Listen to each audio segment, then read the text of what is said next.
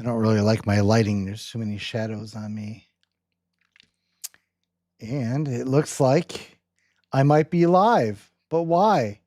Because normally it says, "Hey, do you want to go live?" But I didn't get a, "Hey, do you want to go live?" So folks, you heard me complaining about the shadows on my face. The humiliations just never end. Anyway, so let me just do my quick sound check. Yeah, sound check is good, so I won't even do that again. We're all good. Hey, my name's Dr. Anthony Horvath. You can call me Tony if you want. Some people care about the doctorate. I know too many idiots with PhDs, so it is what it is. And for that matter, a lot of brilliant people without them. So, but anyway, I digress. Tonight I'm going to be having a friend with me. One of my longest running friends, actually. Paul W. I'm not going to give his last name because we live in stupid times. And you just never know when some psycho is going to be like, "Oh, yeah, I know that guy. He's the one that said, I don't know, get a job." And apparently there might be a day when that's like gets you killed or something. I don't know. It's messed up. Anyway, Paul W., we've known each other uh, since 97, sounds about right. Uh, yeah, I think that's right. So that's a long time, folks. That's 30 years. Holy crap. It means that I'm getting old, which also means that I'm getting grumpy. I'm getting ornery.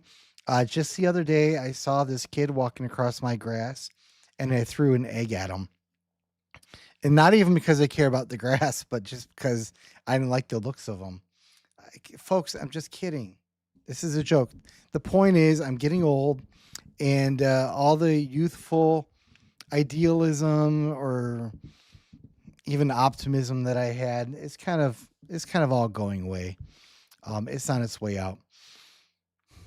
As part of that process, I am coming to grips with the the reality on the world for of the world as my own kids are dealing with them.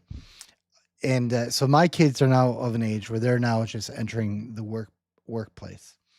And in a lot of ways, as you'll see in this broadcast today, I don't have a lot of sympathy. I mean, there's you just got to go out and do it, which is what we all had to do. But in the other ways, I have more sympathy than people might realize. Housing prices are nuts. Um, College tuition is nuts. Inflation is nuts. But I would blame other things for that than what are currently blamed. Anyway, so all that to say that I think when we talk about getting a job and what tips are going to be helpful and useful, they apply to all times. But even if you happen to think that this particular time is especially problematic, uh, it's still basically going to come down to are you going to get up off the couch and do what it takes to find a job?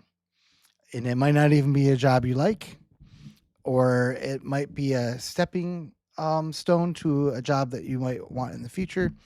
But in the meantime, there's really only one left to blame, and trust me, I like blaming people. I've got a very long list of people that I blame for a lot of things right now, but I do know that ultimately the buck stops with me. Is the choices that I've made in my life have brought me to where I'm at. If I had made different choices, I'd be in a different spot. No, that's just the way it is. And are there things that I don't like about where I'm at? Sure, but not enough for me to change them. So I'm not going to complain about it. That would be the difference. So before I bring in my friend, I wanted to kind of ram home that point, and I think I'm going to do it by first talking about a book that was referred to me. A Generation of Sociopaths: How the Baby Boomers Betrayed America by Bruce Gibney, who apparently is a Gen Xer. He's let us all down. This is like Marxist class warfare stuff. I was I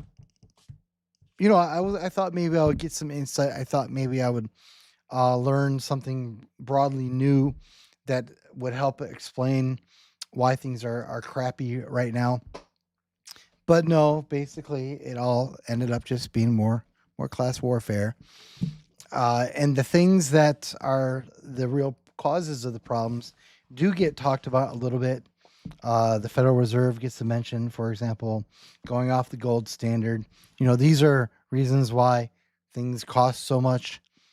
If you don't know, but not the point of today's topic. But I'm bringing up this book not to rag on the book as much as I would like to, but this is like I run into this all the time. I see it on X. A lot of people whom I presume are Gen Zers, maybe, or maybe they're millennials, kind of in that range, and they're just ripping on the boomers, left and right, about how the boomers had everything so easy, um, how they um, how right now they're storing up all this wealth for themselves and they're not spreading it out the way they ought to do if they weren't actually selfish bastards or something like that. And I just think that's such an unhealthy way to go about it. Let's just accept the premise for a moment that that's all true.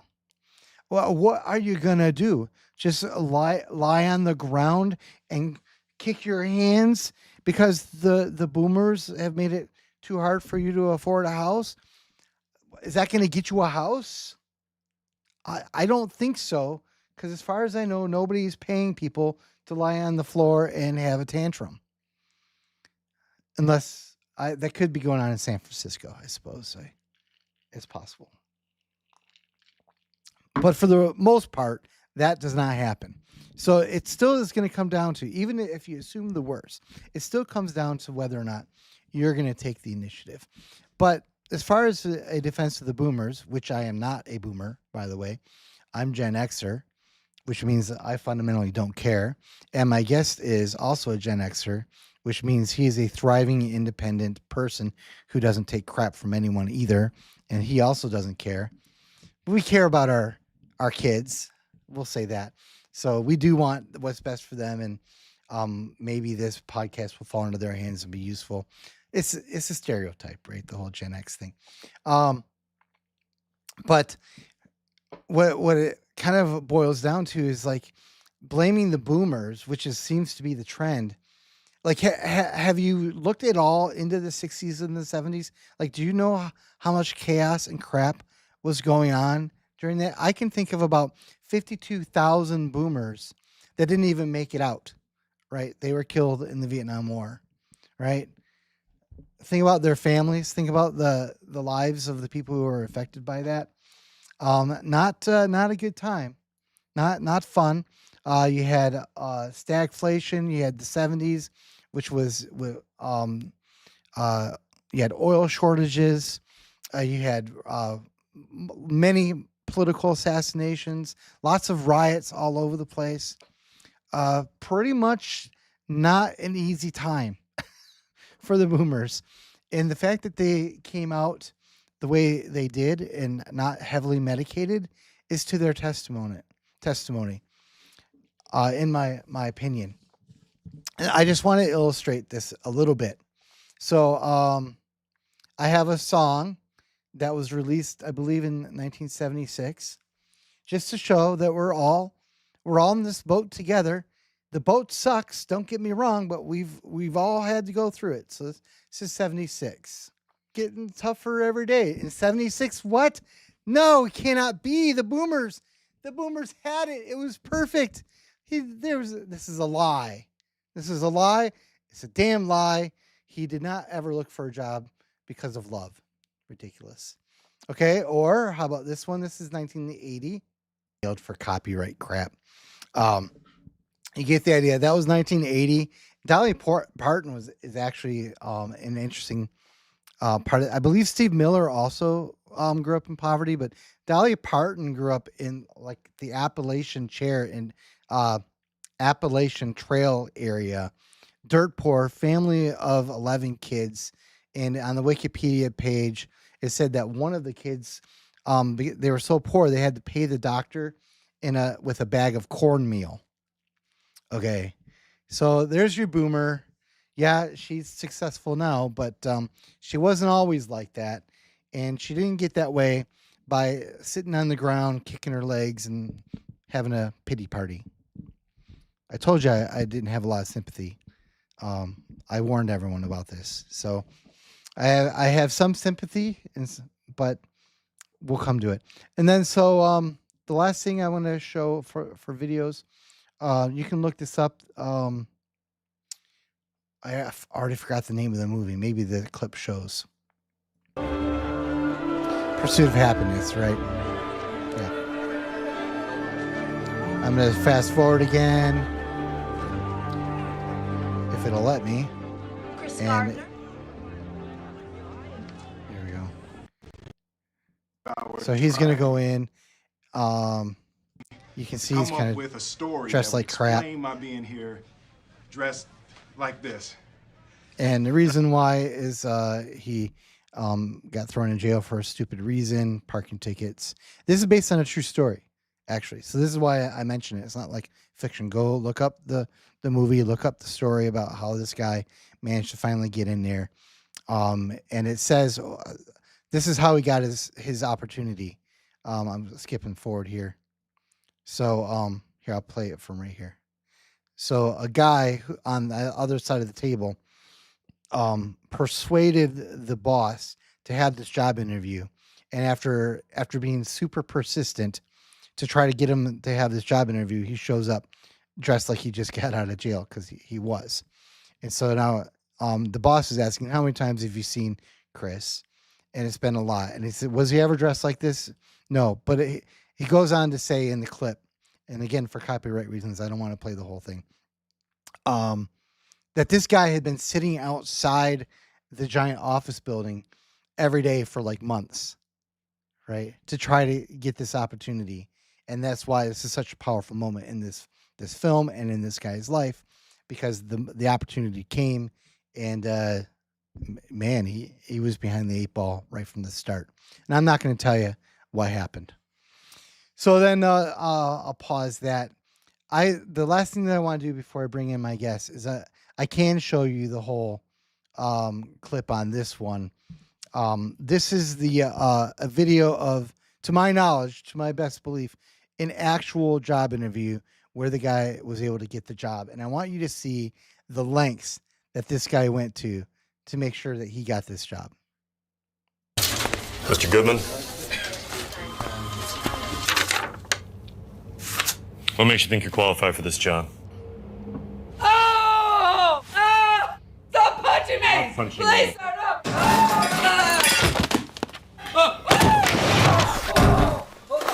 Don't throw me! Not the fish. Don't touch me! Keep your hands off of me! Don't throw me out!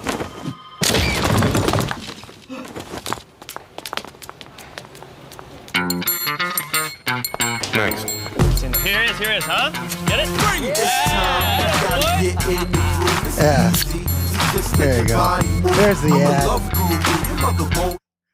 Okay. Yeah. So, totally true story. Actually, really happened.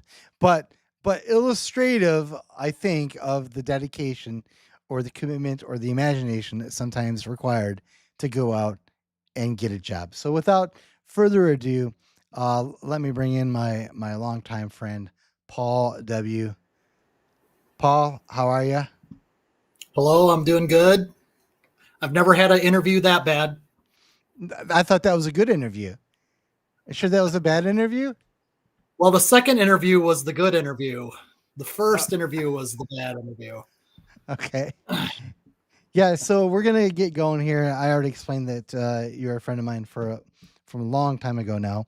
But why don't you just give everyone a little insight into what it is that you do and why you are qualified to give advice to Gen Zers on how to get a job. I am a production manager for a mid-size family-owned company. We now employ right around 250 employees. My department consists of between 40 and 50 employees, depending on the week or the day. So this was not the case when I started my job 13 years ago. We started off with 9 employees in my department. And so I've been doing tons and tons of hiring since I've started 13 years ago. And I've seen a lot of things when it comes to the hiring process. I've honed my skill as far as interviewing people, and I'm getting a lot better at picking out winners and losers when it comes to the interview process. And we're getting better and better at screening, pre-screening employees and all that type of stuff. So I'm here to talk about what you needed, what anybody would need to do in order to have an opportunity to get a job with a mid-sized company. And I'm going to be specific that this is really catered towards mid-sized business company, particularly in manufacturing, although I think some of these concepts will also be relevant for anybody looking for a job in that size of a company. This may not work in a large corporation. I don't know, because I've never worked for a large corporation, nor have I done any hiring for a large corporation. But it should work for anything from a mid-sized company on down. Okay.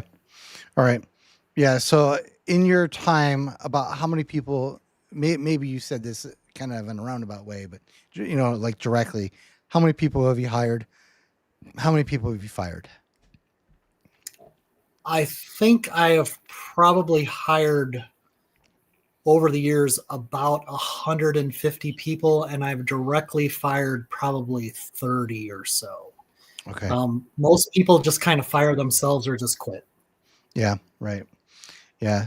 So what, both you and I have kids that are about the same age, and we both have our own life experiences of coping with their life decisions. And it does make me regret the many things that I put my own parents through. I feel like I'm getting what I deserve in some respects. But to be fair, I think there's a lot of like you have to grow through these experiences, and people can tell you what to do. They can tell you how to do it. But most of us, I think, we're just not going to listen until it gets through our thick head that, you know what, that was good advice. I should start following it because I'm tired of eating ramen for my whole meal, every night. There must be a better way. And then eventually we sort of figure it out. So I don't know exactly where you would like to start on this. Did you want to say something maybe about how you perceive the culture? It was kind of a little bit your idea to like orient this towards, let's help Gen Z out. So that makes me think that you've got some insights into the Gen Z population in particular. Yeah, I just noticed that a lot of both my kids and my kids' friends all have this attitude that in order to find a job, it's all about doing this online thing. Like that's 100% of how you find a job nowadays. Right. And I want to say that, yes, you can find a job that way. You need to be, it's a little bit more nuanced than that though. So I talked to our HR manager about this before coming on the show, and I asked them, so what service do we use in order to pick out resumes and stuff to bring in people for work? Because basically our manufacturing jobs are entry level positions. You don't really need to have any prior work experience in order to come in and start working in the manufacturing setting. So I wanted to know where they were getting their resumes from, and we use Indeed job service, and I'm not being promoted by Indeed by saying that.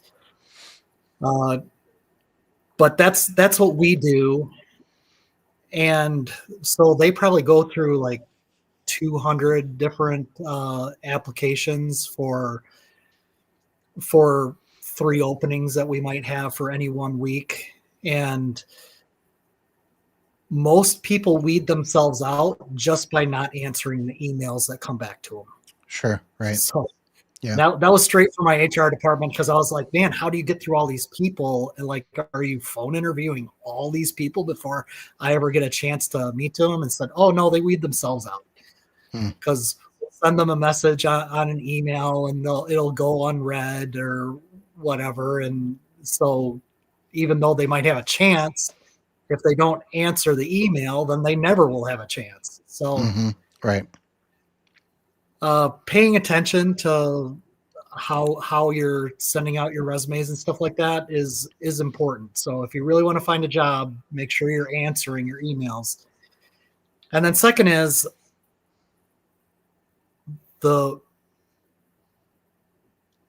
we probably hire 20% of the people that we interview through Indeed and stuff like that, but we hire like 80 to 90% of the people that we get in where the people actually come in themselves and actually fill out an application there and then hand their resume off at the same time.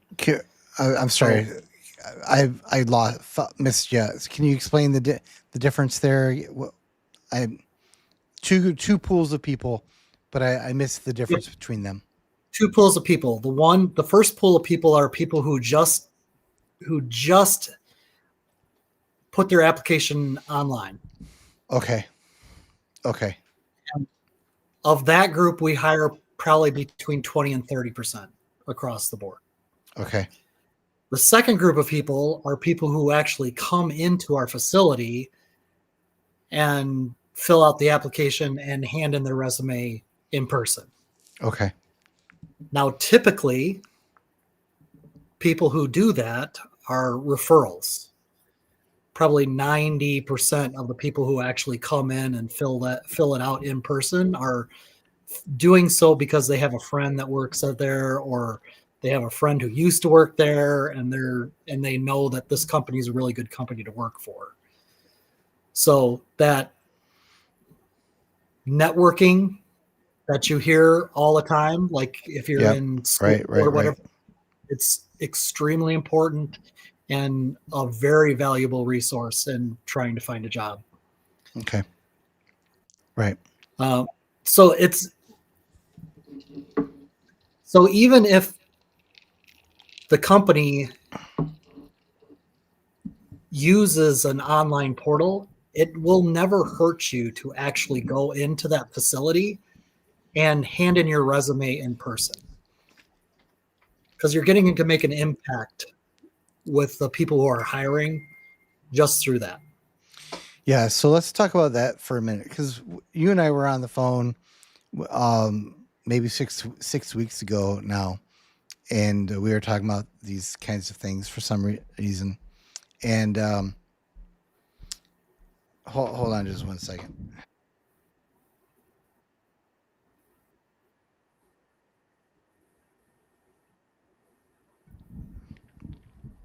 I got tired of the shadow look. I mean, it's this shadow. I know I have a shadow look now, but it's like mysterious. Before it was like the forehead gleam, and that was like, Saturday Night Live egghead kind of. And yeah, not good. So we're going to go with this. So you made a comment in that conversation about that I thought was very helpful for people to understand that your job interview begins like the second, even before the interview. Like you come onto the parking lot, you go in and talk to the secretary and all that stuff. Can you rehash that? Because I don't think I hear people talk about that part of it at all. Actually, I think you were probably I know about it myself. Like it makes sense to me. I've always operated that way, but I've never heard anyone verbalize it until you brought it up. Yeah, for sure. Actually, the interview process, I mean, if you're applying online and a person calls you to set up an interview, that's really the start of the interview process. The way you interact with that person that you're talking to over the phone can make the difference. Like I actually do ask the person who does the phone screen, how were they on the phone? Were they dismissive? Did they treat you well? Did they ask any questions of the company that we work for? Were they, did they engage with you in conversation? All that type of stuff. Like, yeah. So the interview process really, even though it may seem really informal, and it is completely informal, happens as soon as you start interacting with anybody on the facility. Mm-hmm. So where you park your car, are you parking in the visitor spot where you're supposed to, or are you parking in the reserved spot where our owner likes to park? That won't end Believe well. it or not, I couldn't hire somebody because he parked where the president usually parks. So, Oh, jeez. Oh, that's dumb. and we've Oh, got yeah. plenty of visitor parking too. So, Uh-huh. so it sounds funny, but it actually is true. Like the interview process definitely starts the moment you start interacting with anybody at the facility. Sorry, my dogs excitedly came downstairs and now they're happy to see me. So. You did warn me about the dogs. Yeah. So that's all right.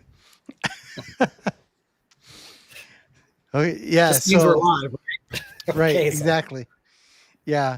Now if you like end up having your wife burst through the door and crawl in the background to pull the dog away, now I'm gonna be we're gonna go viral. So we should have arranged for that. We should have set it up. We should have. So one of the stories that I've told my kids about one of my own jobs. I was in college, and I think between my sophomore and my junior year, I'm gonna have to put these guys outside for a second.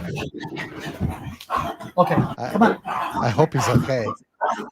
I wonder if we need to get help for him, maybe.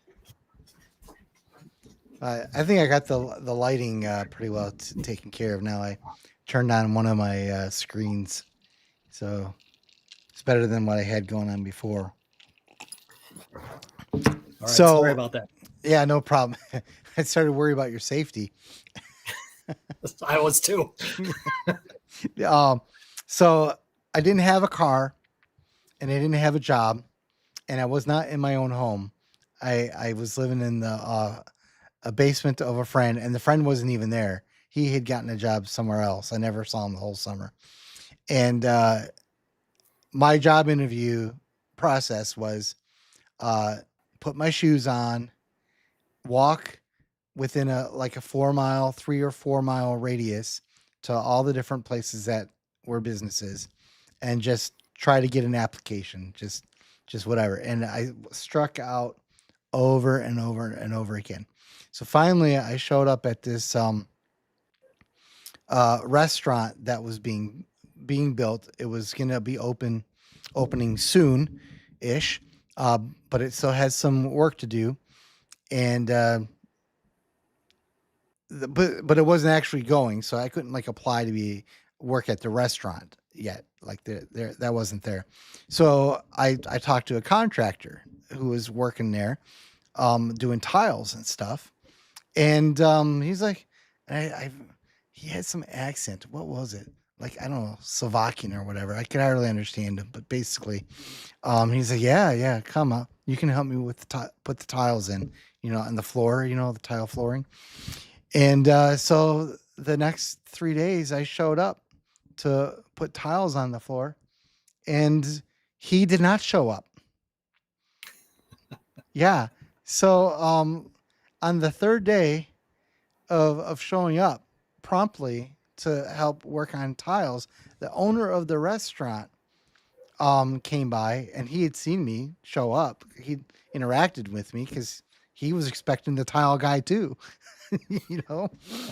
And so the owners said on that third day, he said, "You know what? I hired that tile guy. He's not here. You are here. Do you want a job?" It's like, yeah, I'll take it. And that was how I got that job that summer. Yeah. And I wasn't even dressed up. I just showed up, right? I showed up to do manual labor, and the right person saw me, and one thing led to another, and I still was able to go into debt that year for college. It only paid like 2/3 of my tuition. But anyway, that's one of my stories.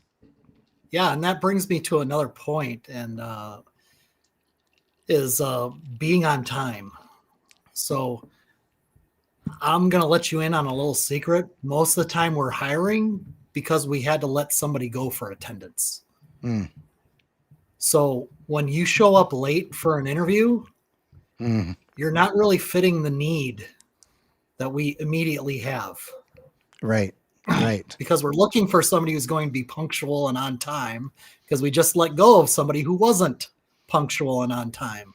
Right. So if you show up 5, 10, 15 minutes late, It matters. Right. you're even if you interview really well, you're going to slip on the scale. And I might hire the guy that maybe I don't like quite as much, Mm-hmm. but he showed up 15 minutes early. Yeah. So this is the era of,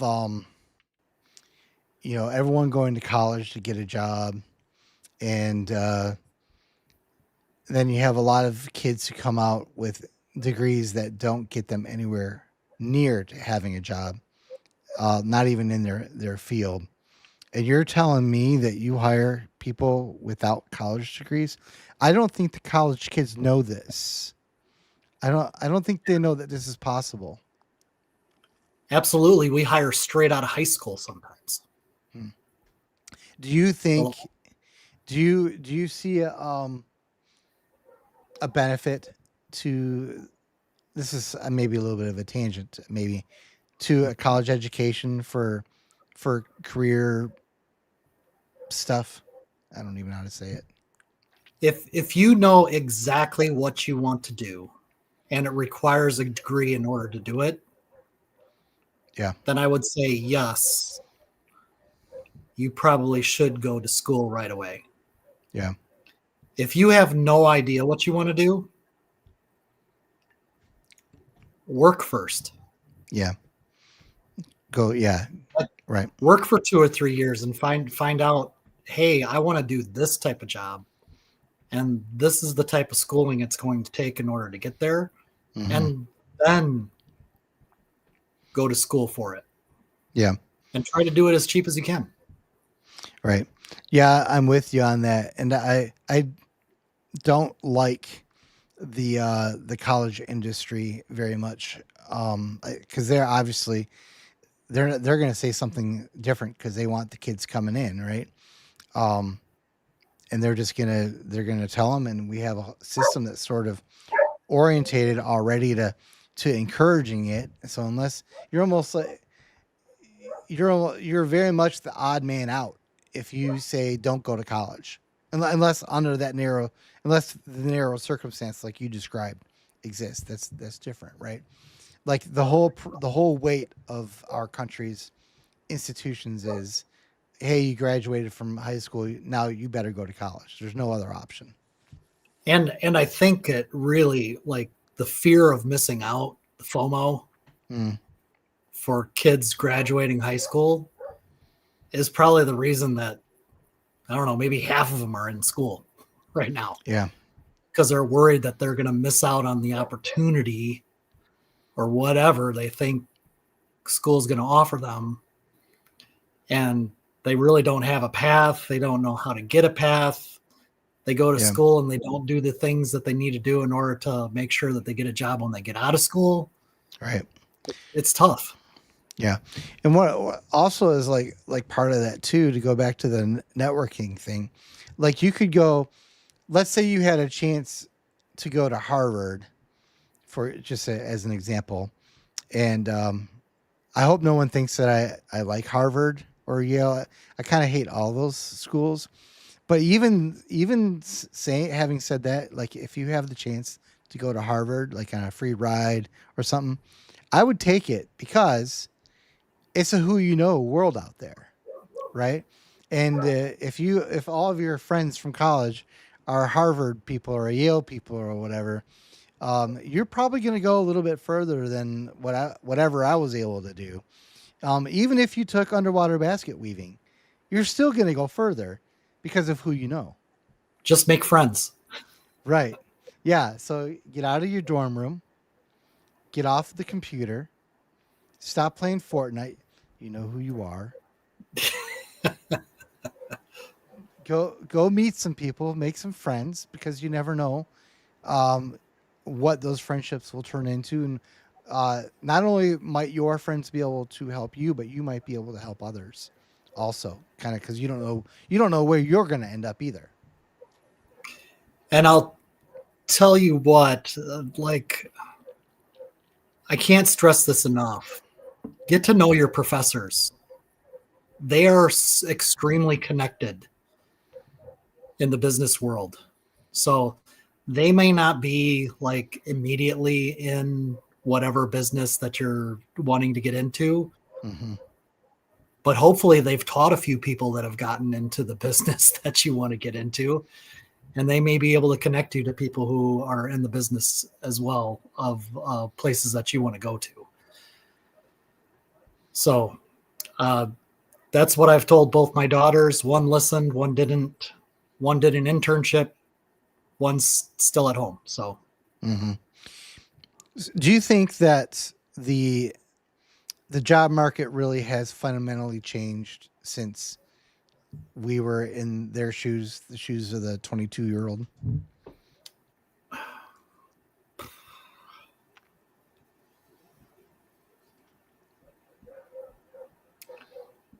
I think there's a lot more service type jobs than there were when I was growing up. But I don't think the job market's really changed. The one thing that has changed quite a bit, I think, and that's only because of the way our business works, is temp jobs. Mm. That's the way I got my job when I first started. Because I started from the ground level too. So I started with an entry level job in a factory. And the way I got that entry level job in the factory is I applied to a temp agency. And they placed me short term in this factory. And I worked my way into getting hired through the factory.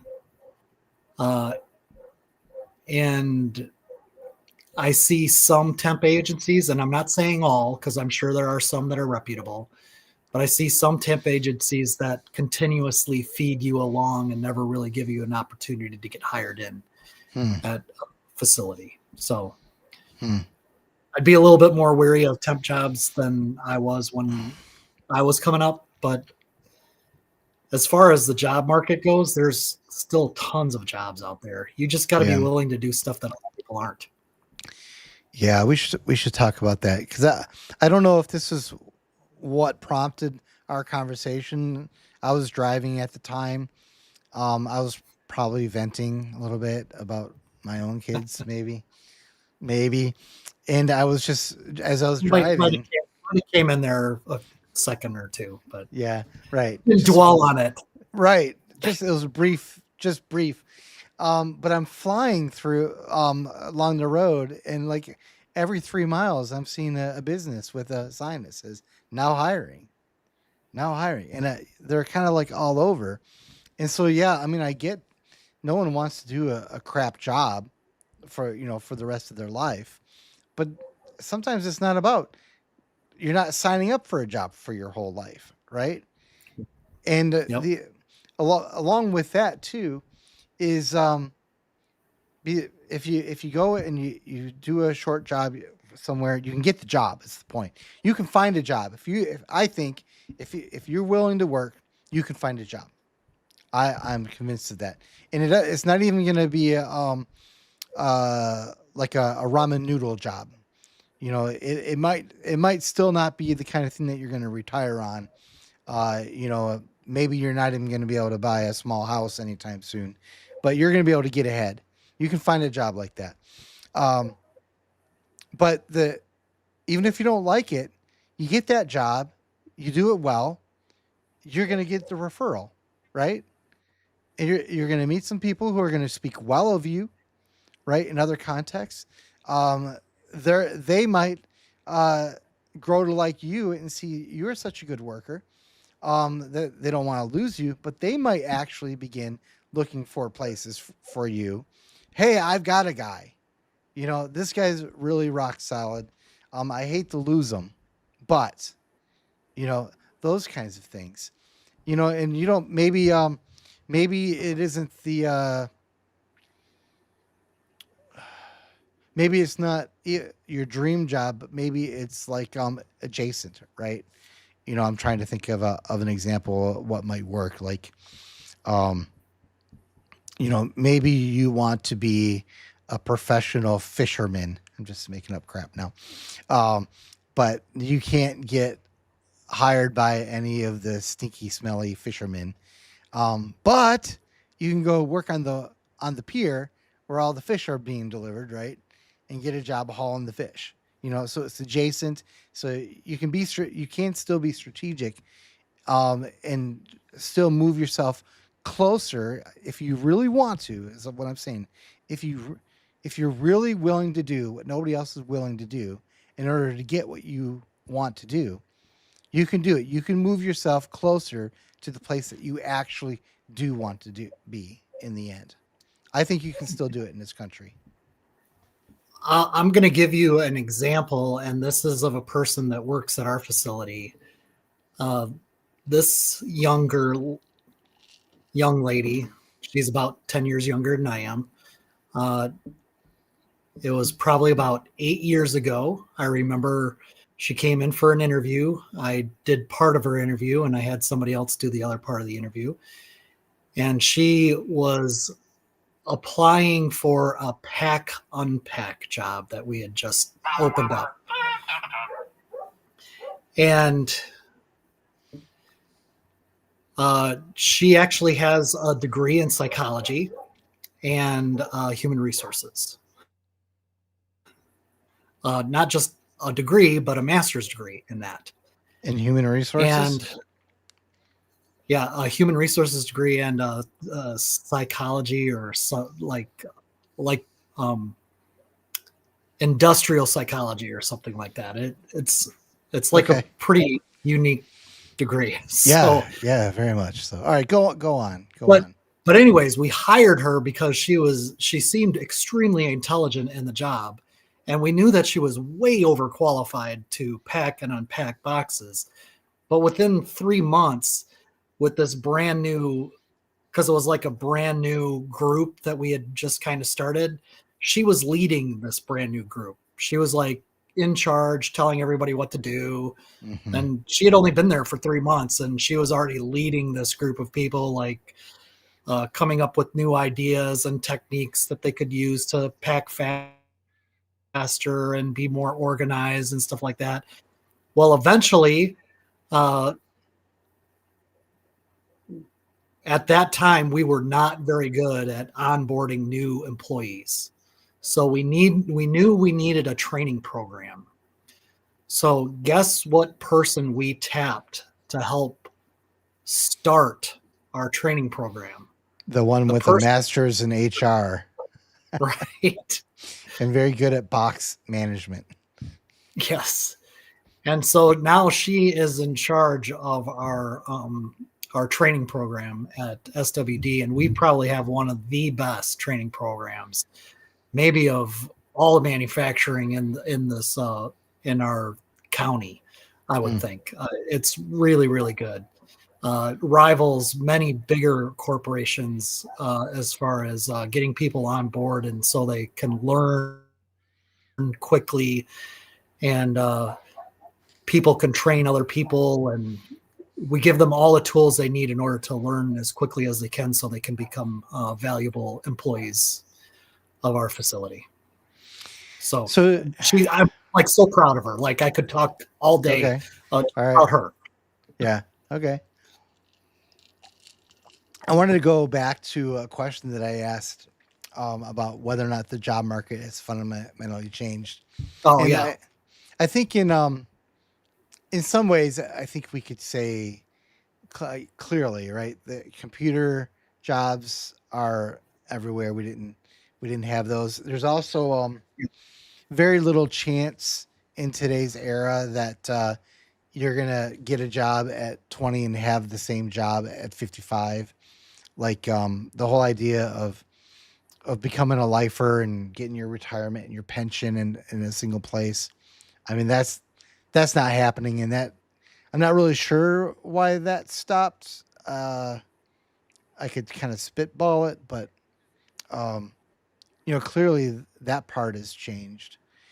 But the one part that I think is the same, and I think this is kind of what you're kind of in the region of what you're talking about, is that the basic mechanics of getting a job and how you secure that job and stay in it, that's still the same. And on top of that, there's still plenty of people hiring. I mean, maybe the nature of the jobs are different, but how you get them and the number still pretty high. Still there. Yeah. I mean, we expect people to be a little bit more tech savvy than they did when basically it was like, do you know how to find the S button on a keyboard? And oh, you're hired. Man, you're a tech guy now.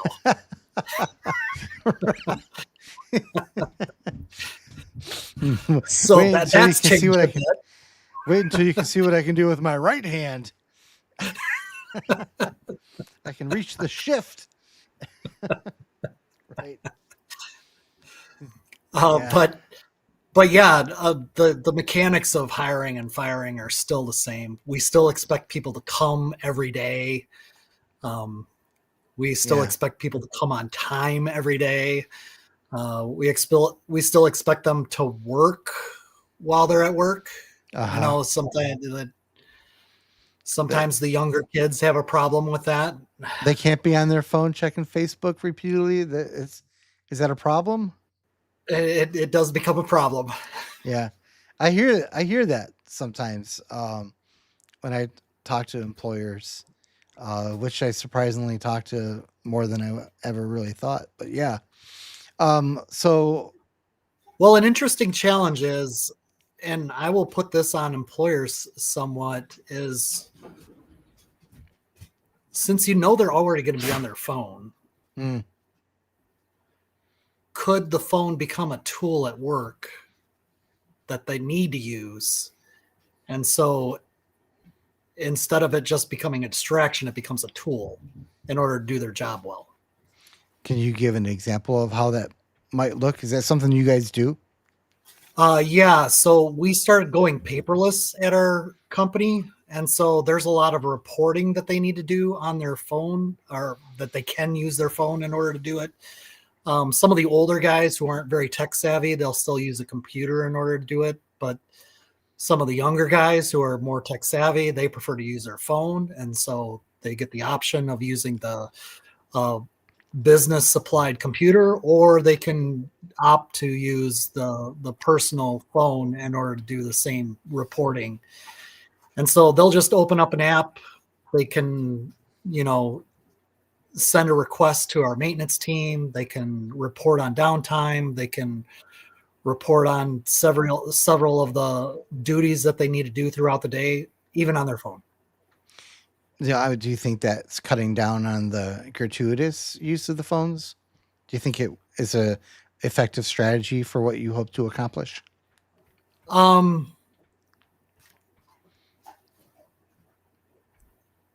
Do I think it eliminates it? I'm not naive. Yeah, fair. Yeah, is it? But they're gonna do it anyway unless you make them get rid of their phone before they come in the building and like have a little box that everybody drops their phone in. So if you're gonna if they're either gonna sneak it past you or you need to like use the technology to your advantage rather than just have it be a complete detriment. Mm-hmm. We've chose to, try to use it in a positive way, knowing that they're going to be on it anyway, limit them. And so when I see them and I can obviously tell because they're nowhere near where they need to be, I know that they're texting their girlfriend or, checking the latest TikTok or whatever it happens to be. Yeah. But at least I can use that technology for something that improves our business. Right. Too.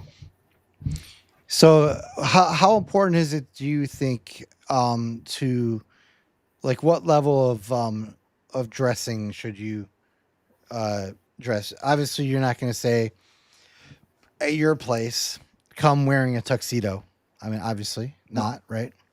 But I'm assuming that beach shorts and flip-flops is also not suggested. No, I would say try to look as nice as you possibly can. Well, that would be the tuxedo, wouldn't it? Well, if that's what you think the job warrants, then wear a tuxedo when you come in. All right. I don't knock people for overdressing. Okay. But I will knock people for underdressing. Okay. Yeah. I've had a guy come in a suit for an entry-level job before. It was very impressive. I have been that guy in the suit. But I would say that in today's culture, it's not really necessary to do that, but you will stand out. Okay. Yeah. Isn't there was a saying, a phrase about like not just for success, but like don't dress for the job you have, dress for the job you want or something that you want to have. Yeah. Yep. Yeah. And I would agree. So when somebody comes in and they're overdressed, I know I can deduce without even asking them a question that they want more out of this job than just an entry-level position. Mm-hmm. Right. Yeah. So what about other things like I tell my kids a good firm handshake and look them in the eye. Yeah, no, not necessarily. Yes, sure. Yes, you definitely need to shake the hand of the person who's giving you the interview, and definitely look them in the eye when you're having the conversation with them. If they never look you in the eye, it's hard to tell whether they're telling you the truth or not. Okay. Interesting. Is that a common problem on the job interview front, wondering if they're telling the truth? Yeah, because I interview a guy and he has a great interview. Then he comes in and he's one of the worst employees I've ever seen. So I can get it wrong. Right. When it comes to interviews, I'm definitely getting better and better at weeding that out through the questions I ask. So we're getting pretty scientific, I would say, with the way we do interviews now, as opposed to the way I did interview 10 years ago. So in our conversation together, if I remember correctly, you talked about how you even observed that the person interviewing was not respectful to the secretary or something, and like that got back to you, and you didn't hire that person. Yeah, sure. So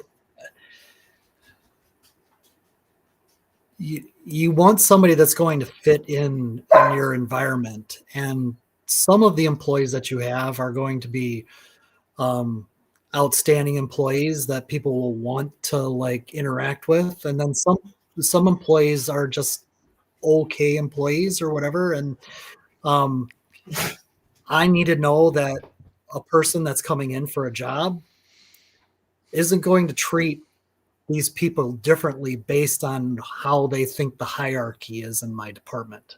Mm, So if they come right. in and treat our receptionist different Yeah. based on her position, I know he's going to come and do the same thing when he's out on the floor. Fair enough.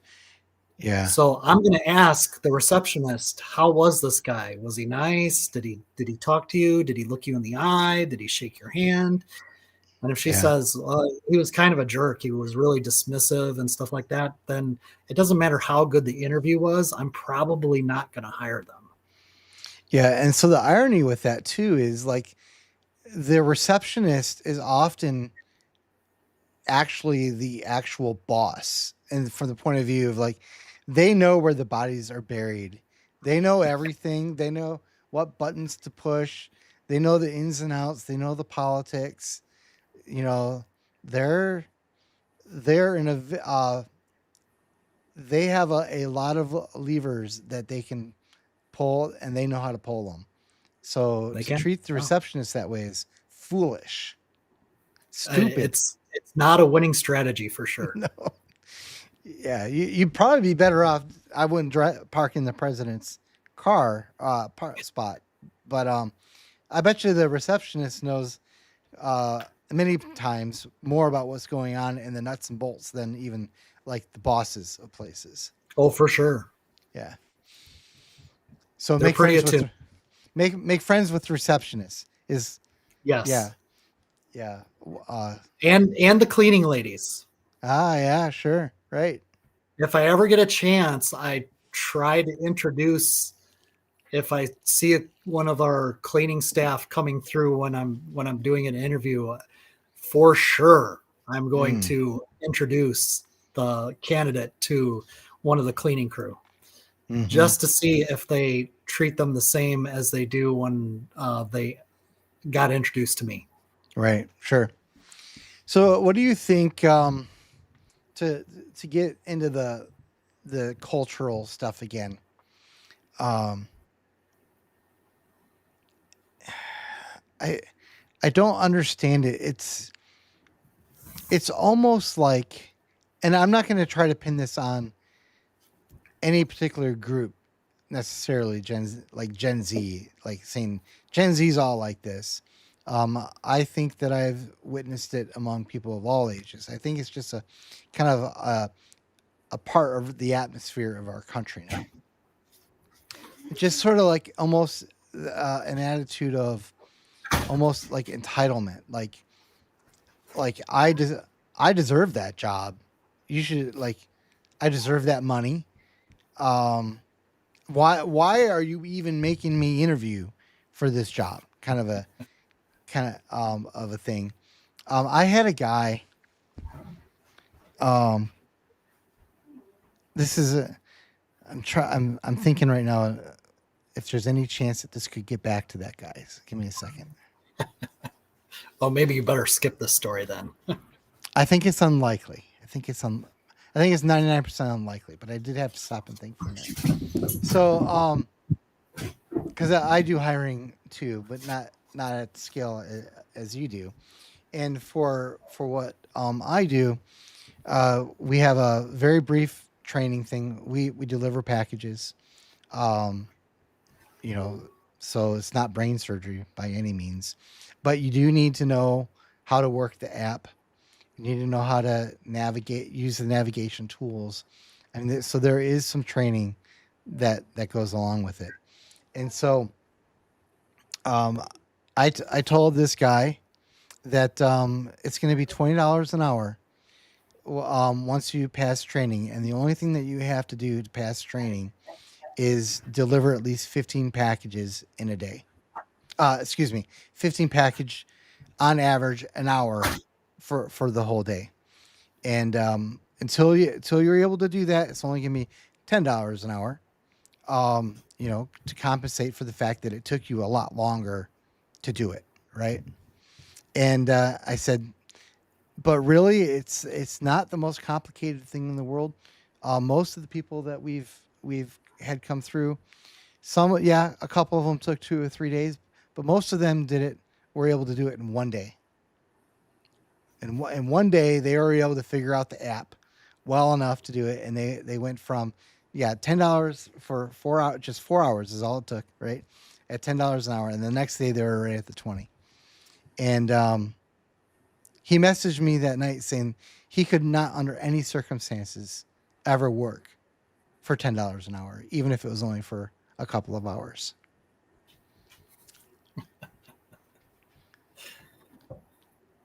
It's like, well, and people find interesting ways of firing themselves. yeah, and I was not necessarily offended by it. I mean, hey, this guy knows what his time is worth. Maybe he's whatever. But I knew at that moment I didn't want him on my team. No, I wouldn't.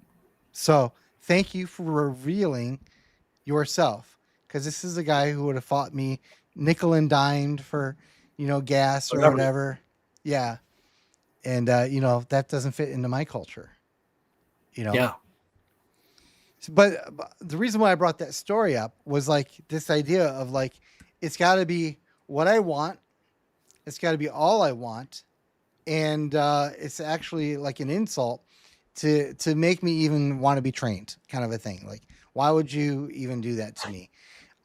This doesn't apply to that guy, but I have seen this attitude by a lot of people come out of college.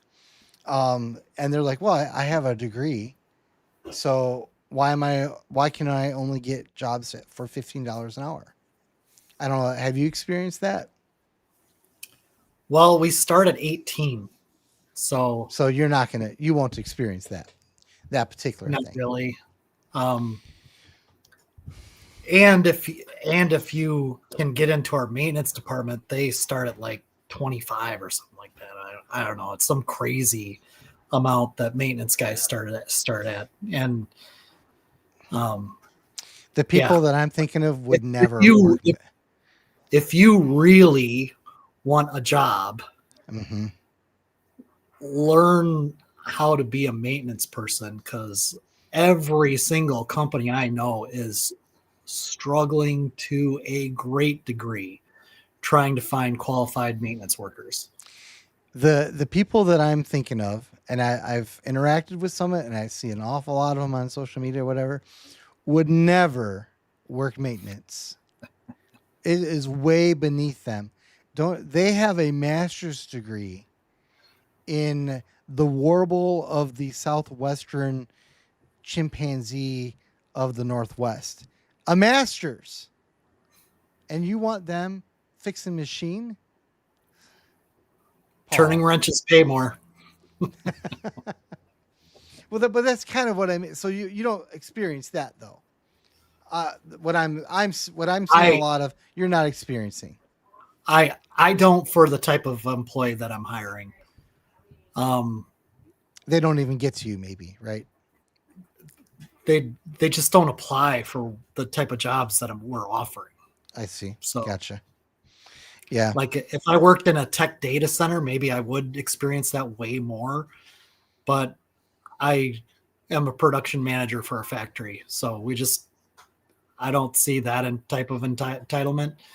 It is nice when I get those kind of people come in and humble themselves and actually try to get a job working in a factory, because I have had a few, and they actually, if they're willing to be humble, they make good employees. Yeah. Yeah. I think you put your finger on part of it a little bit earlier about like the tech jobs and stuff, and about how a lot of people, they want to apply online. But I think a lot of people expect all the real work to be online, right? Like the idea that you actually have to physically go someplace is like offensive to them. Yeah. And if you want one of those jobs where you're gonna be like at a computer sitting all day, man, you should go above and beyond trying to get that job. The clip that you played before it came on, that would be for the type of job where working remote 20% of the time, and Mhm. I gotta sit at a desk all day long. Like, Wait, are to- you talking to about me, the that's- Pepsi one? yeah, Yeah. to me, that's not an entry level job. Right. Yeah, sure. Yeah. So,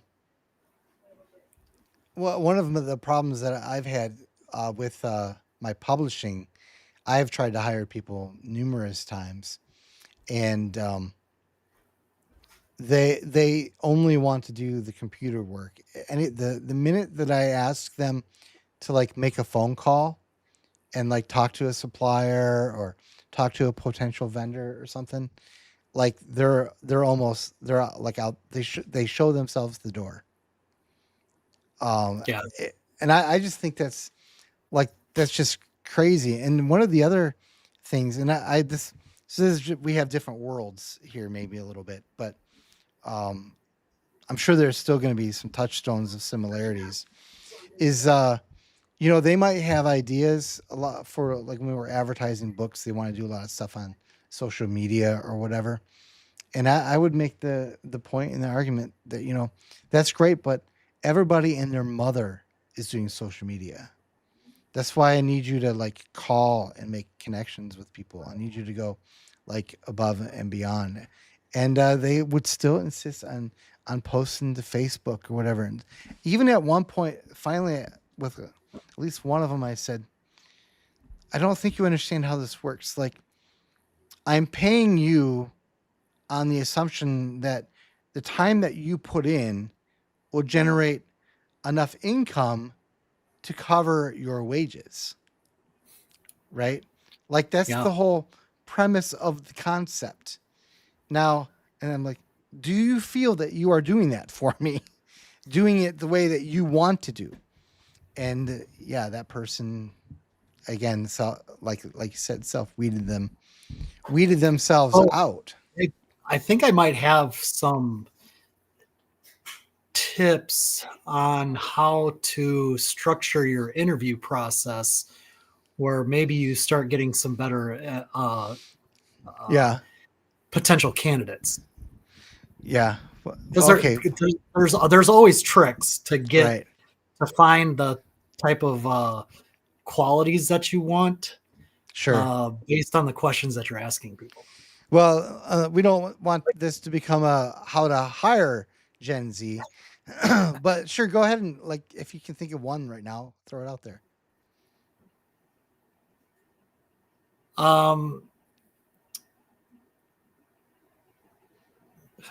Oh, I put you on the spot. Well, how about this? I'll offer for us, the most important part is coachability. Okay. So I tailor a question that has to do with coachability. And if they get, and it's not so much what they answer as opposed to making sure that they give me an answer. Hmm. And you'd be surprised at how many people don't answer the part of the question.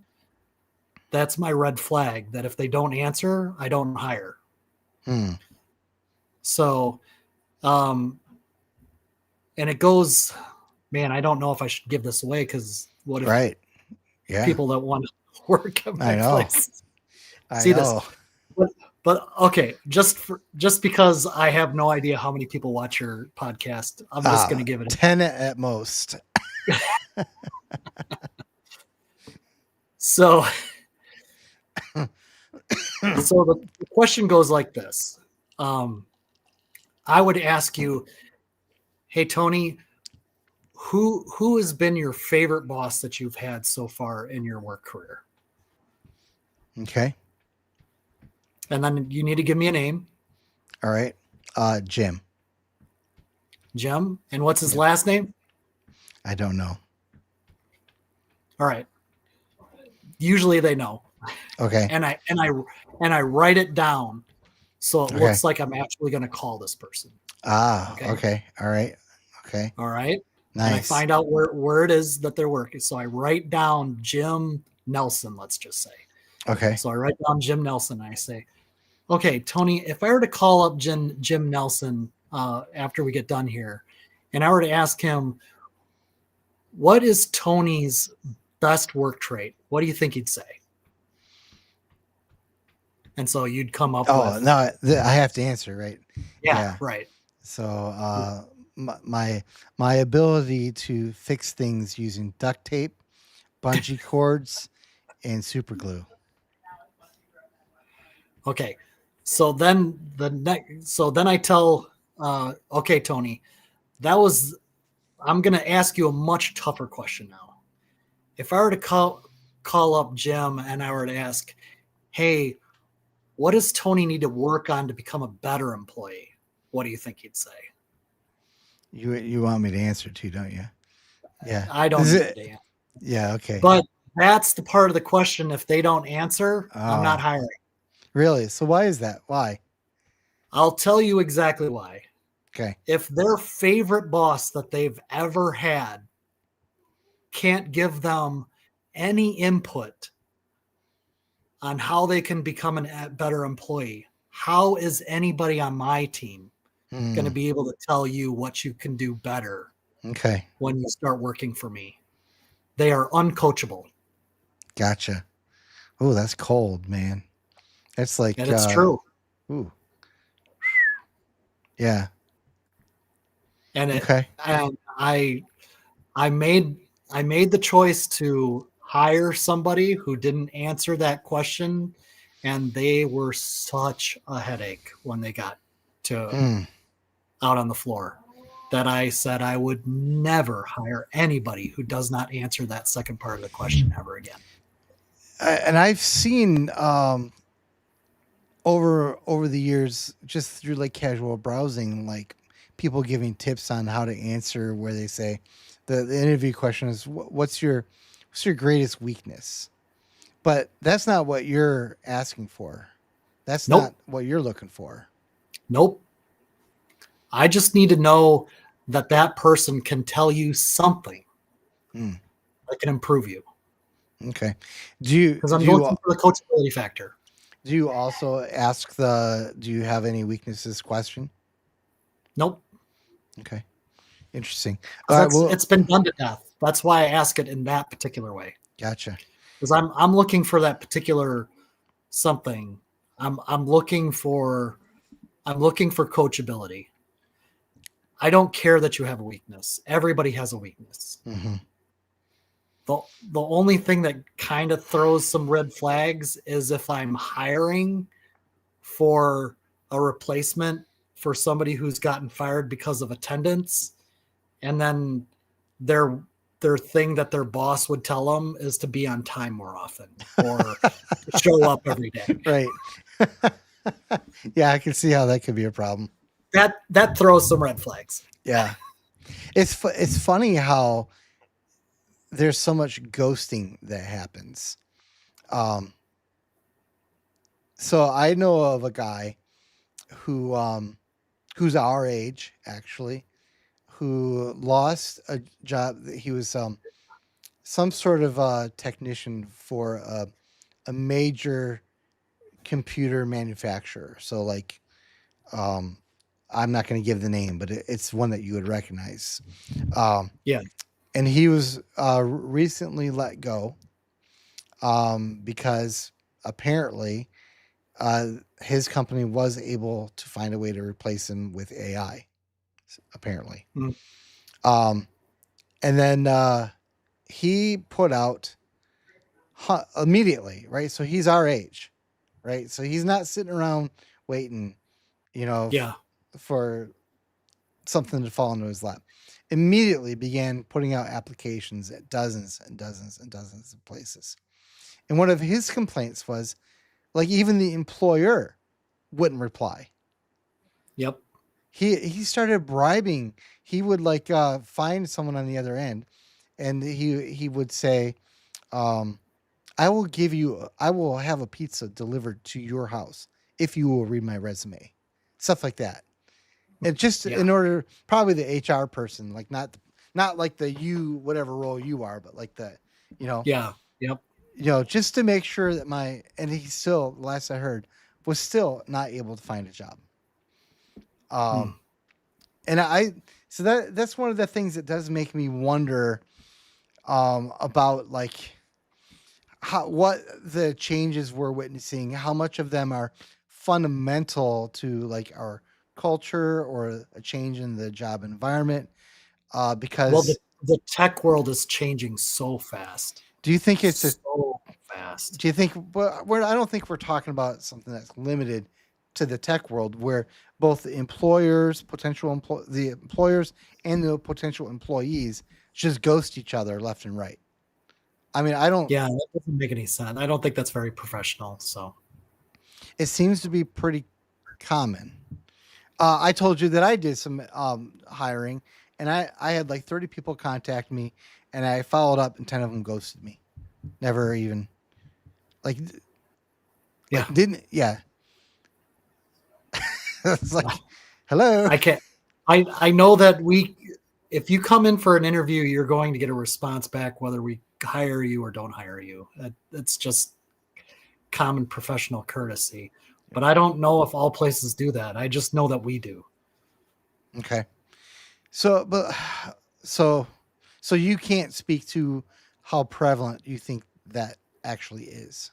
In other words, I can't because I haven't been looking for because a you job. guys, right?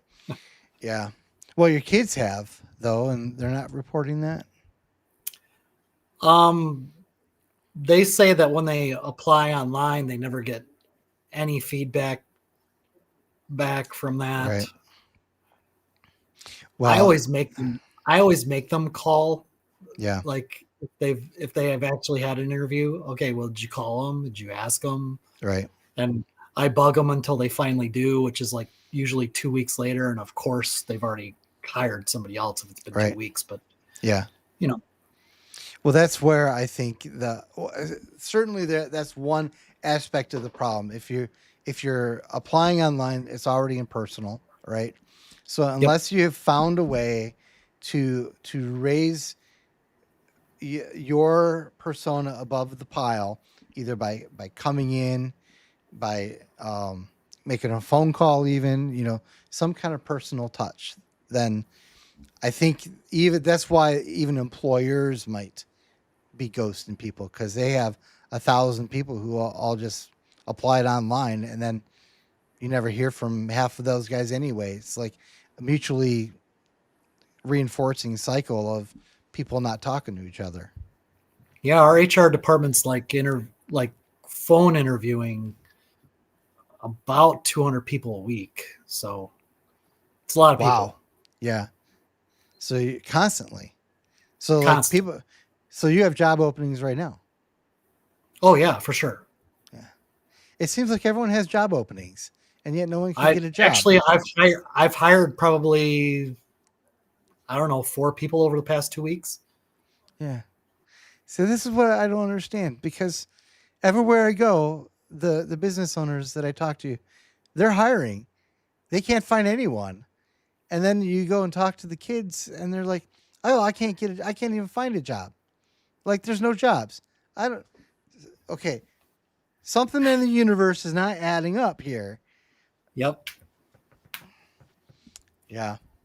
Trust me, if your kids are telling you, and this is for all the parents out there, so all those Gen Xers, all those older millennials who have kids that are getting to be out of the house, if your kids are telling you that there's no jobs out there, try manufacturing.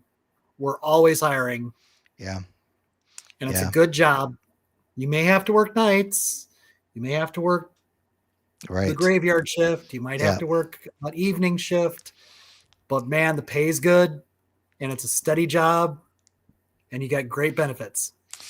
What I want to do is I want to take your statement just now and put like a chart. Put a chart, and it'll on the chart at the very top. It'll be the interest in the job that the person has, and it'll start at 100% as you're talking. Manufacturers hiring, and then then you might have to work nights. It's going down, right? You might have to work third shift. You just like with one of those scientific Yep. polls about monitoring. But in order to get to first shift, you got to start off on third or second. So yeah, it's just the way it goes. So let me. We've got, if we stay according to my schedule, and we don't have to, we should be wrapping it up in 8 to 15 minutes. Okay. But just to give you some idea, dang it! And by saying that, I kind of threw myself off. So let me back up, and I'll mention something else, and then hopefully I can come back to it, because I thought it would have been really right up your alley. So you and I have a mutual friend that he had a very good paying job. I'll put his name in our chat. Are you able to see the chat right now? So Yeah, I can reopen it again.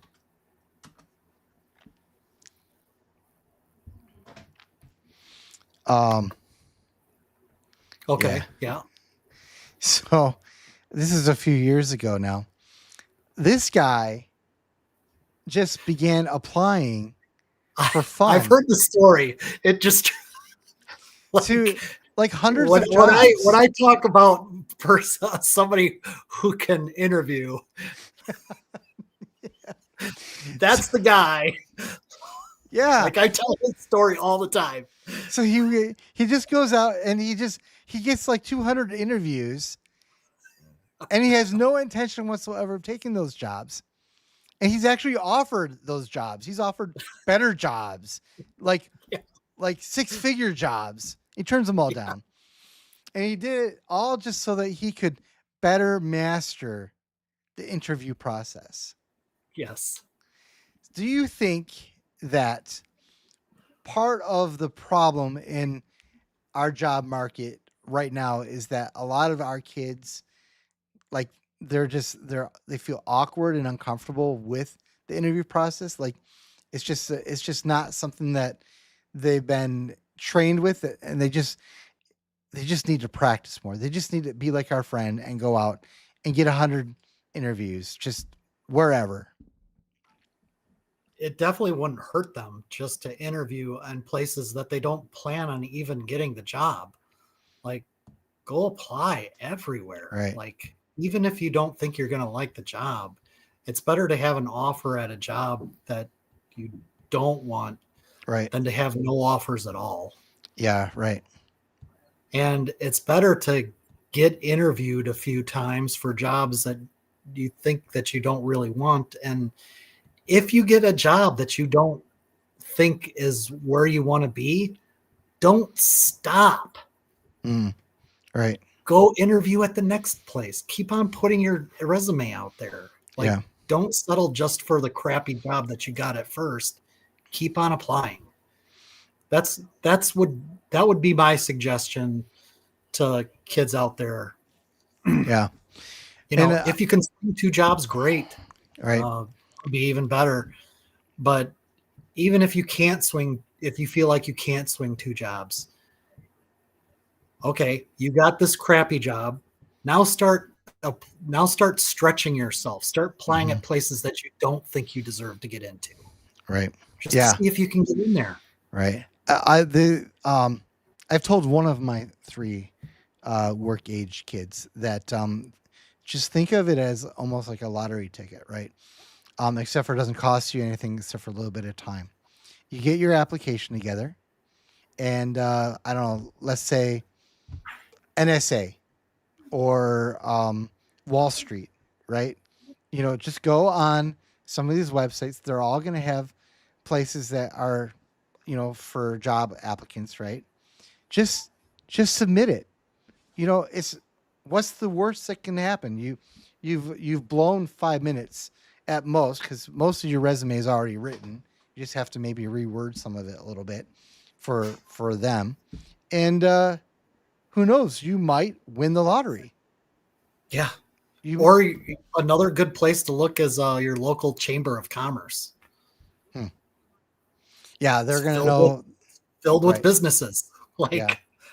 I'll guarantee you that like 50% of them are going to be hiring. So this isn't what I was thinking about before, but it's something that came to my mind here. Is that I think one of the weak points in the conversation that we've had tonight is that we sort of have an assumption that people, Gen Z, actually want to have jobs, and I don't think Yeah. a lot of them do. And I just remembered what it was I was going to say. So let me write it down real quick so I can come back to it. And I'm not saying they are like straight up socialists, all of them anyway. But I think that we are such a wealthy country that even the poor people are rich, right? So Yeah. if you decide that you don't want to go get a job somewhere, you're going to be able to go on government welfare somewhere. If you really wanted to, you can choose your state, choose the most generous state, right? And Well, I don't even think that's the problem, Tony. I think the Okay. real problem is that kids these days think that they can post a few things on social media and all of a sudden they're going to have a YouTube channel or they're going to be a TikTok influencer or they're going to, and I don't think they realize how much money and production goes behind all those ones that are really successful. I feel seen.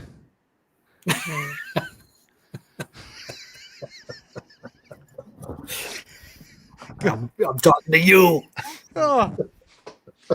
Yeah, no, and I could tell you that at a production level, the investments that I've made just to be able to do this, just to what I have here, has cost me quite a bit of money and time and self-education. Now I just have to be more interesting. I don't know. I was thinking about And well, when you watch these big influencers, the big presence on YouTube, big presence on TikTok, right, they've got a production team behind them. Right. They're not just going and one person putting together all, right, editing it all and yeah, setting the production like it's like a mini television production that Right. they have on a YouTube channel. So in other words, those people, they still had to start somewhere. They probably didn't get money from a parent or whatever to start. Some of them did, but a lot of them just had to do it, right? So Yeah. even those people with a production team now still had to shoestring it at the beginning, and they had to make sacrifices to do that, right? I'll They bet you had they to- were working their butts off on top of Right. doing what became their job. Yeah. But that wasn't their primary job when they were trying to make it their job. So this is maybe not what I was going to ask, but it's something I wanted to ask from before, though. I was thinking about that Steve Miller song. I've been working real hard trying to find a job, but it's just getting tougher every day. And then he goes on and talks about why he's doing it, right? It's for his family. And when I sort of look at the progression of people that I encounter over time, you can kind of see sometimes where there's a difference between the mindset and the mentality of, the guy in college and what he or she is, they're just simply not willing to do. They're not going to do it, versus the guy who's got his first kid, and he's like, I don't want this kid to grow up in squalor, right? And so that's kind of like the moment of awakening that you just can't force it. That's one of the things you can tell people and teach people, and they won't listen. And then all of a sudden they're like, I need this job. I must have this job. And I'll take anything that I can get at this point. And with the delay in people having kids and having a family, I wonder if that sort of has shifted things back. So people are still learning those lessons, but 10 years later than they normally would have. What do you think? I never thought of that being the situation, but I know that could be the reason why I worked so hard when I was younger. Yeah. I had to provide like right Yeah. away. Right. I didn't get a chance to take it easy, be picky. Right. I remember that. Yeah, that's right. Very true in your case. So one last question, then I'll let you give some closing thoughts, and then I'll wrap it up myself, and you can just wait while I'm finishing. But you mentioned at the very, very beginning about having I don't know if you said a good resume, but you need to have a resume.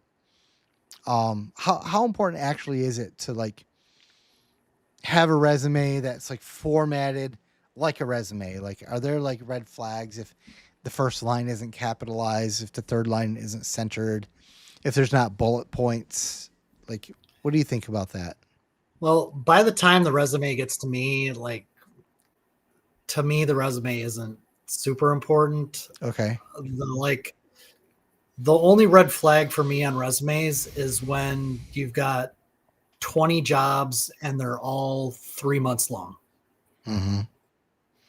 That is probably not a great resume. So you should be a little bit pickier in putting down the jobs that you have. If you've got a resume that looks like that, try to be brief, try to pick out the best ones. Right. And then please have an answer for why you've been job hopping. Yeah. A good reason. I think that is another one of those hidden assumptions behind this, because I think a lot of young people just don't care about that.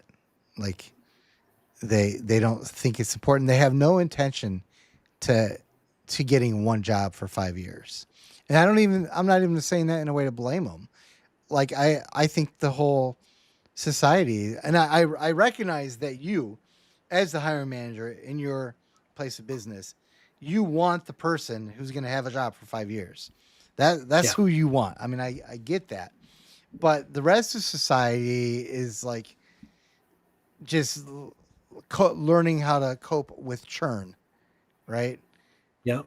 So I kind of wonder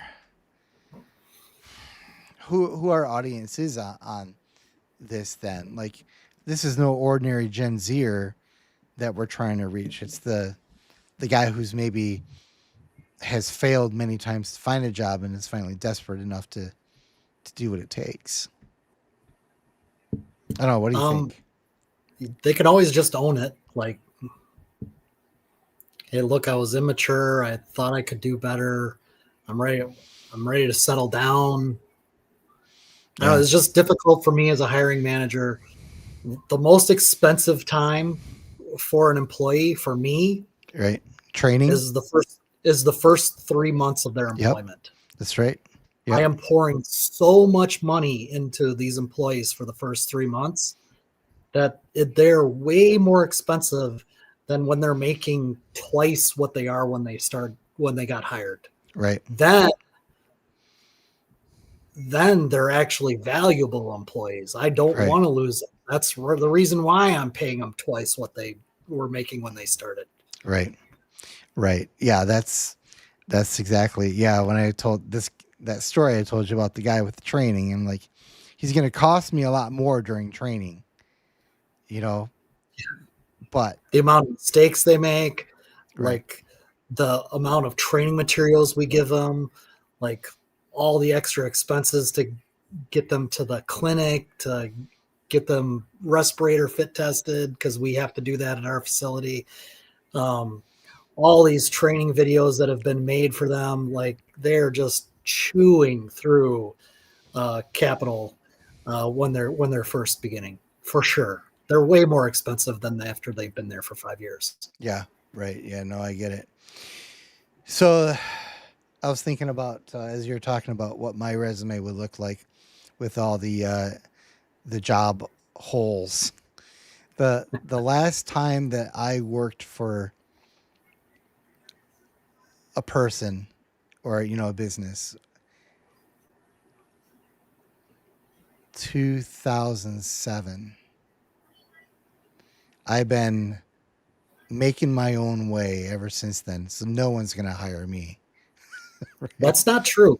Like, if you can explain that you've been an entrepreneurial, I would love to have an entrepreneurial mindset in our facility for sure, because they're going to think outside the box. They're going to come up with some of the best ideas that we like, because we've got a continuous improvement method that we ask for people to put in their ideas at work in order to make the job easier, better, faster for them. And it's the strangest guys who put in these ideas. And it's the entrepreneurial mindset that they have. And maybe their resumes didn't look great when they came in. But I tell you what, they come up with some fantastic ideas on how to improve their working conditions. Because you know what? They want to be as lazy as they possibly can when they're at work. So they're going to come up with some great ideas so they can be lazy. That's right. Oh, hey, we've got a comment. Someone has just popped in. We had some others before, but they didn't say anything. OJ Wolf Smasher, you know him. Yeah. Yeah, he says Hey, he'll hire. Yeah, he heard you. He said he'll hire me after he gets a business. Thank you, OJ. I would appreciate that. I think my wife wishes I would be more in the box. I was just talking with somebody today, our age, actually, another businessman in the area, and but I had business with him to do, and I don't remember what it was, and I said, did I tell you about this project, whatever it was? And he just shook his head and said, you tell me about so many different things. I don't know. I don't remember. Yeah, I know. Hey, I have to live in my own skin. It's not so easy for me either, folks. Okay, so since we have OJ here, are you in a rush, Paul? I mean, are you good to go for a little bit more, or what? What do you think? Yeah, I can go a little over. OJ, I don't know how much I didn't notice when you actually got on, but did you have any? I happen to know what kind of line of work you're in. Do you have any questions or even thoughts on? Did you hear my stuff, OJ, when I was talking about our kids just different, right? Like right now, they don't want a job. They might have to get a job, and they get one only because they have to, but they don't see it as a part of their own self-independence and dignity kind of thing. Like I think that you and I do, right? Is that something that you have seen, OJ? I know that you can't. OJ, are you typing? Okay, OJ, whatever. So he's not answering, but maybe he will in a minute here. So maybe we'll come back to that. So do you have some closing thoughts, Paul? Do you want a minute to sort of collect yourself for those thoughts?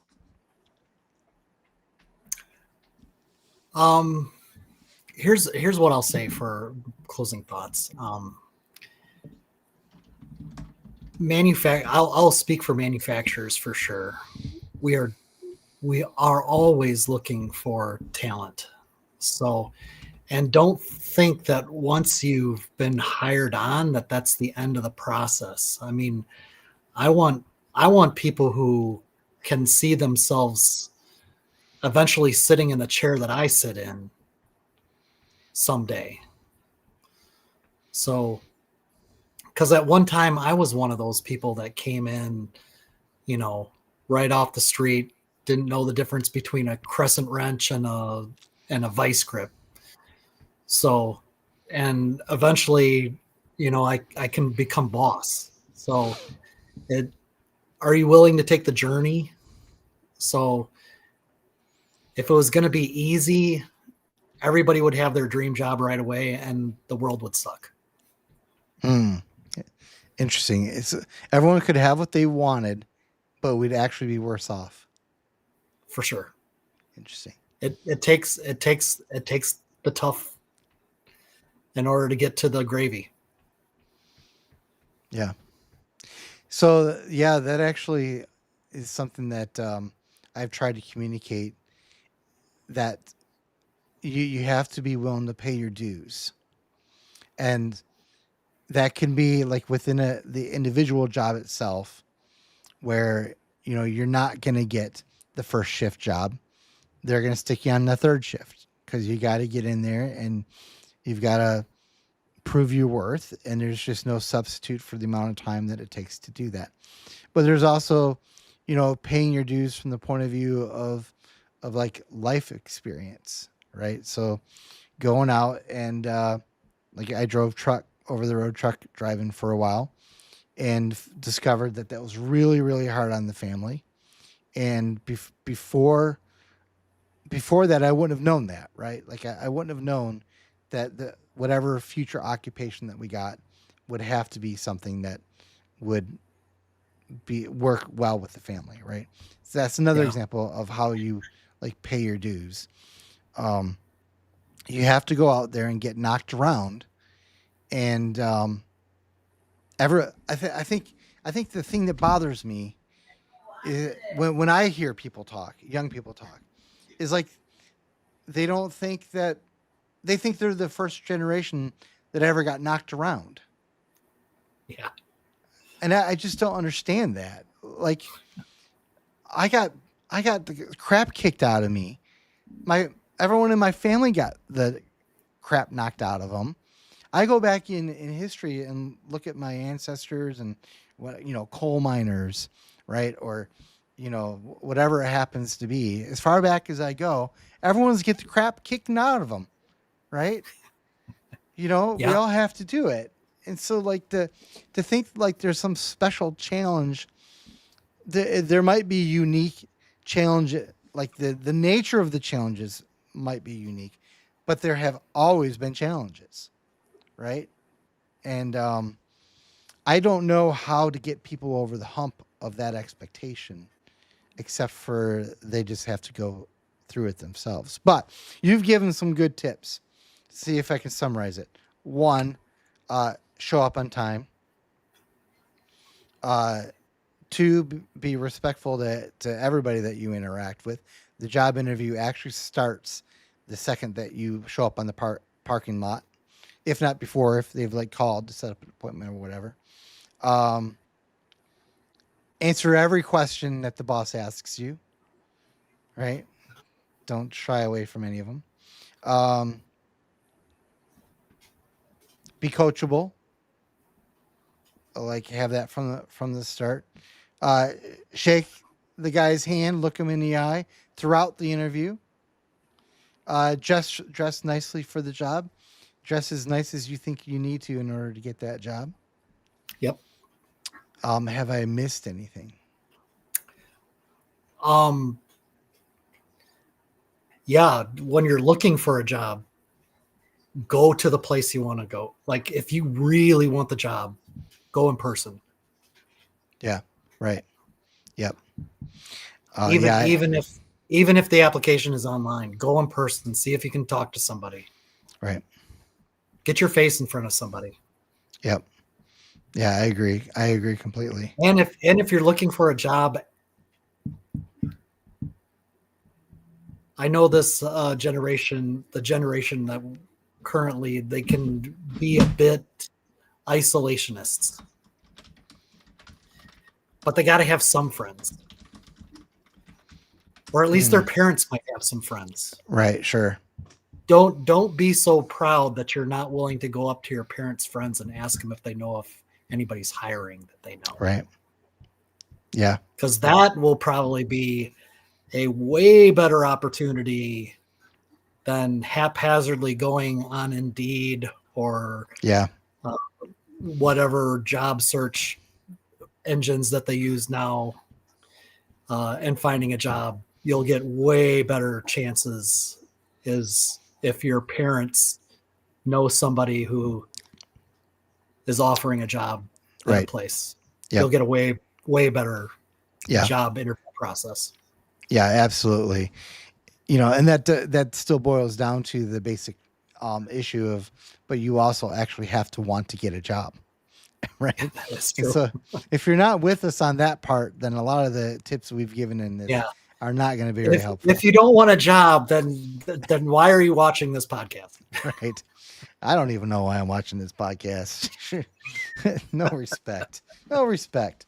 Will Smasher did say finally, he just says, you need to demonstrate competence for long enough. If you demonstrate competence for long enough, you will have plenty of natural opportunities. And yeah, he seems to be a little bit cynical about how much people are willing to actually try to do that. I don't think he's a hiring manager, but I know that he works in another pretty big firm. So has seen a lot of these folks. So you gave your closing. Yeah, go ahead. The bigger the company, the less you're going to find people who are willing to work hard. Yeah, right. Thus saith Dilbert. Yeah, That's why I love 250 and less right now until we grow to be 500. Then I'll like 500 and less. So. Yeah, right. Yeah, well, you have to develop new tricks and stuff. So That's I'm right. going to switch to a different screen. You're not going to go away. You're still going to be connected and all. And you'll still be able to hear me, but no one will be able to hear you. Just hold on for a minute while I give my closing statement. And then All I'll right, just sounds good. chit chat with you for a minute. So go back to my interface here. Bye, Paul. Mr. Goodman, Oh, go away. I don't want that. Whoa, look at this craziness. what makes Wow, you think we you're got- qualified for this job? Holy crap. What is this guy? Jeez. I left everything on when I switched to our other screen, and it all played all at once. Wow. Okay. So let me recap some of my points. Bad. Marxist, class warfare, crap. Everyone has had a rough go of things. There's very, very few people who just had everything hand delivered to them. We're talking about 0.01% of the population, the trust fund babies or whatever. That's not most of the country, and that's also not. Those are also not the people that you're going to be competing with for a job either. So why even waste your time thinking about those people? I would be the last person to try to hitch a wagon to like a career that one doesn't like. But even I had to pay my dues, as it were. Like, I didn't get to a place in my life right now where I have workers, I have things going on, I have income, I have all these different threads. I have a farm. I do package delivery. You guys heard that. I publish books. None of them make me a ton of money, but all of them together make enough money to be a pretty respectable life. But that did not happen like by accident. It didn't happen by chance. It happened by working hard that whole way through, slowly, incrementally, like building that. And I'm not saying so. The reason why I say that is even if you are the kind of person that says, "Oh yeah, I don't want to work in an office for your whole life." Well, you know what? I had to work in an office for a little bit of my life, and it was enough for me to know that I didn't want to do that. But you don't just go from here to there without putting in the time and effort. And that's just the way it is. And one of the things that bothers me about the culture as I see it right now is instead of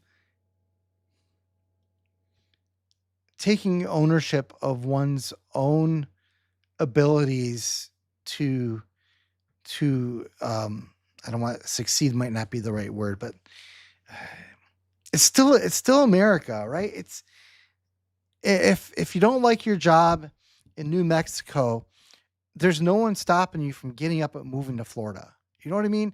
If you don't like the job opportunities you have in San Francisco, and who would, go move to Missouri.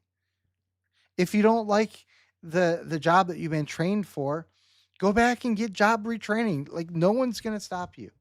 In fact, if you look even just a little bit, you'll find a lot of people who will try to help you on the way. It's still America, and you can do these things.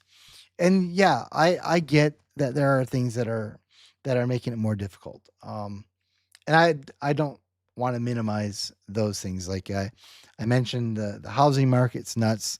The college tuition is nuts. Inflation is a problem. Those are issues that we all have to deal with. But blaming, or not, let's retract the word blaming. Letting those things stop you from doing the things that are absolutely available for you to do if you so desire to do. That's just not a recipe for failure. That's a recipe for being like a bitter person, right? It's like not mentally healthy to say, oh, I can't get a job because I can't afford a house because of the boomers. Okay, besides the fact that logically made no sense whatsoever, it's still it's not like there's a bunch of boomers that are standing in your driveway. You walk out of your apartment, and as soon as you do, all these boomers start hitting you with baseball bats and tell you, get back in the apartment. You're not allowed to have a job. You can't go looking for a job. You can't do it. We're not going to let you do it. Get in there. We need our renter. That it's not real. It doesn't exist. And if you hate the boomers and are letting the idea of the boomer keep you from succeeding, it's actually you that is keeping you from succeeding. At least for a little bit longer, it's still America. And if we want to keep it that way, it's gonna take you stepping up. You're the next generation, and you will find if there are things about this country that you would like to change, you will know more about the best ways to change this country after you've gotten into the grind like the rest of us for 10, 15, 20 years. You will see firsthand the kinds of things that could possibly need to be a change. And then you know the slogan, you could be the change. Because someday you will be in the position of the Gen Xers. Someday you will be the boomers. And all the things that you wish that people had done when you were younger, guess what? You'll be able to do them. But not if you just check out. Not if you just say, yeah, forget it all. There's no hope for me. There's nothing that I can do. No. It's still America. It's still America. And I think that if you spend some time out there in the trenches a little bit and you begin to taste some of that success, I think you'll see what I'm saying. It's still the land of opportunity, but you still have to be the person who runs for it, tries to seize it, and tries to own it. So thanks for watching. All 5 viewers I think that I had today. 7 viewers that I had so far. Yes, 7. And I know other people will watch later. And if you've watched this far, thank you very much. I really appreciate it. I hope you found something that was helpful and useful. Today was pretty tame in the scheme of things. We've done more controversial things. But I'm not one for clickbait. I'm just not going to do it. Hate it. I despise that. So you're just going to have to deal with substantive content and be bored, I guess. And if you like that, like, subscribe, and hit the notification bell. And we'll see you all later. Have a good one. Good night. See ya, OJ. Auf Wiedersehen. Guten Tag. Good night.